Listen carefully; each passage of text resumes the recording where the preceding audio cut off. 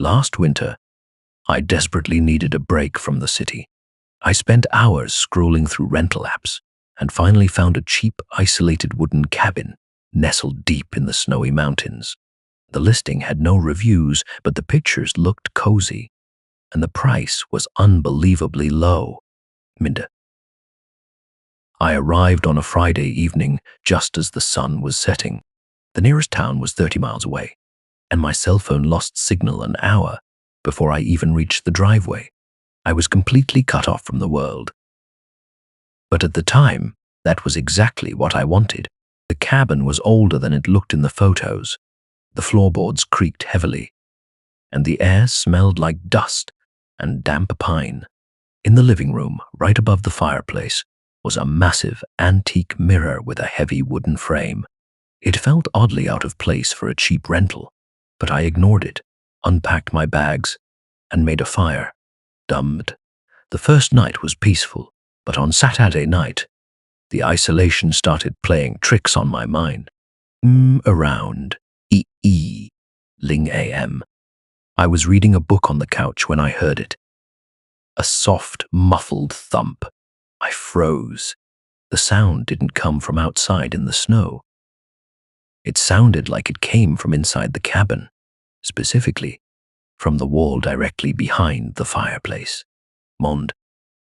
I convinced myself it was just mice or the old wood settling in the cold.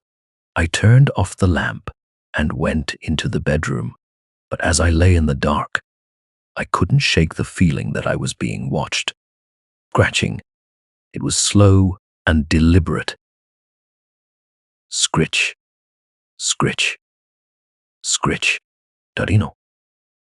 I quietly got out of bed, grabbed a heavy metal flashlight, and crept into the living room. The scratching sound was definitely coming from behind the large antique mirror. I walked up to the mirror. The only light in the room was the pale moonlight, reflecting off the snow outside. I looked at my own reflection in the glass.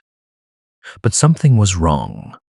The lighting in the reflection looked deep.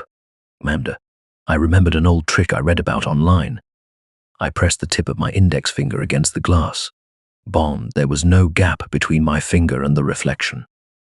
They touched perfectly. My heart dropped into my stomach. It wasn't a normal mirror. It was a two-way mirror. I pressed my face close to the glass and cupped my hands over my eyes to block out the glare. On the other side of the glass was a pitch-black, narrow hallway.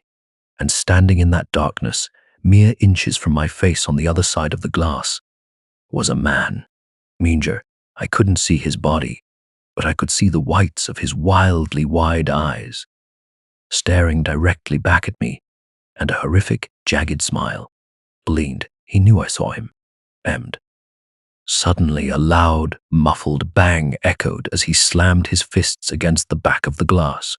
He started screaming incoherently from inside the walls, violently pounding on the mirror. The heavy glass started to crack. When I didn't pack my bags, I didn't grab my coat.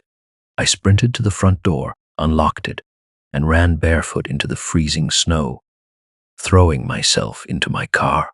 I sped down the icy mountain road in the pitch black, sobbing hysterically, until I reached a gas station 2 hours later. The police raided the cabin the next morning. Behind the mirror, they found a hidden passageway that ran through the walls of the entire cabin. Inside the crawl space, they found empty food wrappers, a sleeping bag, and hundreds of photos, all taken of me from the night before. While I was sitting on the couch, the owner of the property had been dead for 3 years. The man living in the walls was never caught,